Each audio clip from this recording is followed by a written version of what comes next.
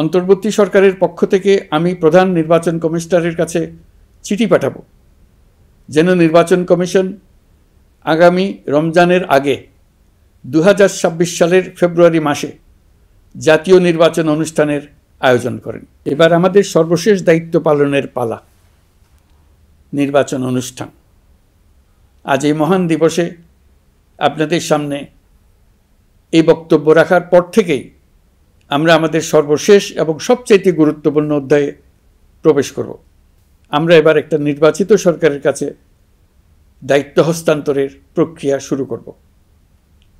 অন্তর্বর্তী সরকারের পক্ষ থেকে আমি প্রধান নির্বাচন কমিশনারের কাছে চিঠি পাঠাব যেন নির্বাচন কমিশন আগামী রমজানের আগে 2026 সালের ফেব্রুয়ারি মাসে জাতীয় নির্বাচন অনুষ্ঠানের আয়োজন করেন।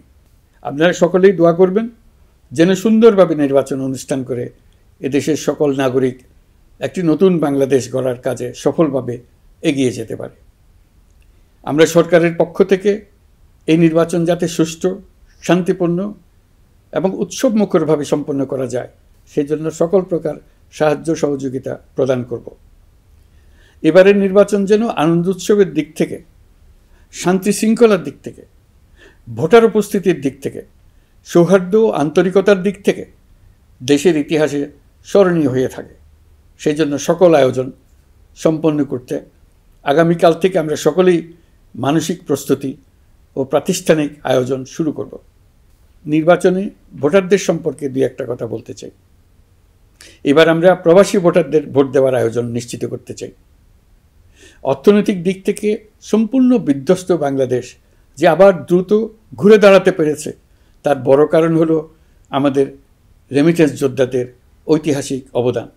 নির্বাচনে তাদের অংশগ্রহণ নিশ্চিত করার জন্য নির্বাচন কমিশন প্রস্তুতি নিচ্ছে। নারী ভোটাররা যেন দেশের সর্বত্র নির্দ্বিধায় আনন্দোৎসব সহকারে তাদের ভোট দিতে পারে এটা নিশ্চিত করতে চাই। এবার যেন কেন্দ্রে কেন্দ্রে নারী ভোটারদের ঢল নামে, আমরা সেই লক্ষ্যে সমস্ত ব্যবস্থা গ্রহণ করব। দেশের মানুষের ভোটাধিকার কেড়ে নেবার কারণে গত 15 বছর ধরে নাগরিকবৃন্দ ভোট দিতে পারেনি। এবারের নির্বাচনে আমরা আমাদের বকেয়া আনন্দসহ মহা আনন্দে ভোট দিতে চাই। এবারের নির্বাচনে জীবনে প্রথমবার ভোট দিতে যাবে এরকম ভোটাররা নানা উৎসবের মধ্য দিয়ে ভোট কেন্দ্রে যাবে, তাদের এই দিনটি স্মরণীয় করে রাখার জন্য।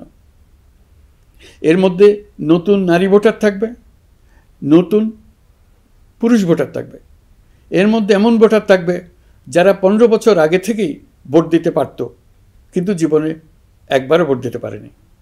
এর মধ্যে আসবে যারা 10 বছর আগে, 5 বছর আগে ভোট দিতে পারত কিন্তু পারেনি। আর আসবে ভাগ্যবান ও ভাগ্যবতীর দল যারা এই প্রথমবার ভোটার হওয়ার যোগ্যতা লাভ করলো এবং সঙ্গে সঙ্গে ভোট দেওয়ার সুযোগও পেয়ে গেল। নির্বাচনের দিনকে আমরা ঈদের উৎসবের মতো করতে চাই। এবারের ভোটের আনন্দ থাকবে সবার মধ্যে। আপনারা সবাই বাচ্চা কাচ্চাদের নিয়ে ভোট কেন্দ্রে যাবেন। নাগরিক অধিকার প্রয়োগের মহা আনন্দ পরবর্তী বংশধরদের কাছে তুলে ধরার জন্য এখন থেকে প্রতিদিন আলাপ আলোচনা করুন। আপনার এলাকায় ভোটদান ব্যবস্থা কেমন হলে সুন্দর হয়, কেমন হলে আনন্দমুখর হয় সেটা আগে থেকে ঠিক করার জন্য নতুন বাংলাদেশ গড়ার কাজের ভিত্তি রচনা হবে এবারের নির্বাচনে। তার জন্য প্রস্তুতি নিন। প্রিয় দেশবাসী, দেশের ইতিহাসে এখন পর্যন্ত যতগুলো বড় সংঘাত, সহিংসতার ঘটনা ঘটেছে তার সবগুলোর নেপথ্য কারণ ছিল ত্রুটিপূর্ণ নির্বাচন। ত্রুটিপূর্ণ নির্বাচনের মধ্য দিয়ে কোনো দল যদি গায়ের জোরে নির্বাচিত হয়ে ক্ষমতায় আসে তার চূড়ান্ত পরিণতি কী তার জুলাই অভ্যুত্থান আমাদের দেখিয়ে দিয়েছে। আমরা ইতিহাসের কলঙ্কিত কোনো অধ্যায়ের পুনরাবৃত্তি আর করতে চাই না। আপনারা প্রত্যেকেই অবগত আছেন একটা গোষ্ঠী নির্বাচনকে বাধাগ্রস্ত করার জন্য উন্মুখ হয়ে আছে। তারা দেশের গণতান্ত্রিক অগ্রযাত্রাকে ব্যাহত করতে দেশের বাইরে বসে ভেতরে থেকে নানা অপচেষ্টায় লিপ্ত রয়েছে। আমাদেরকে অবশ্যই খেয়াল রাখতে হবে তারা যেন নির্বাচনকে সংঘাতময় করে তোলার কোনো রকমের সুযোগ না পায়।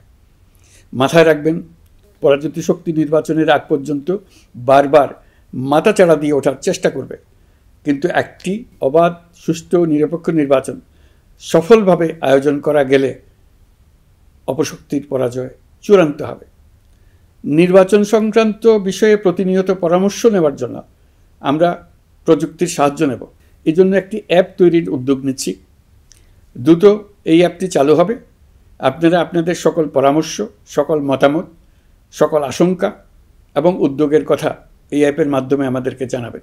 আমরা তা যথাযথ কর্তৃপক্ষকে জানিয়ে দেব, সমস্যা সমাধানের জন্য ব্যবস্থা নেব।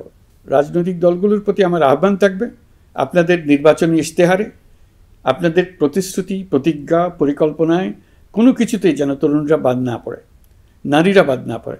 মনে রাখবেন, যে তরুণ তরুণীরা বাংলাদেশকে বদলে দিয়েছে, তারা বিশ্বকেও বদলে দেওয়ার ক্ষমতা রাখে। আপনার দল থেকে তাদেরকে সেই সুযোগ দেওয়ার উদ্যোগ নেন। আগামী নির্বাচনে সবাই নিরাপদে যার যার পছন্দের প্রার্থীকে ভোট দেবে, এটা নিয়ে কারো কোনো আপত্তির সুযোগ রাখা যাবে না। আমরা সবাই সবার পছন্দের প্রতি সম্মান দেখাবো, এটাই হোক আমাদের প্রতিজ্ঞা।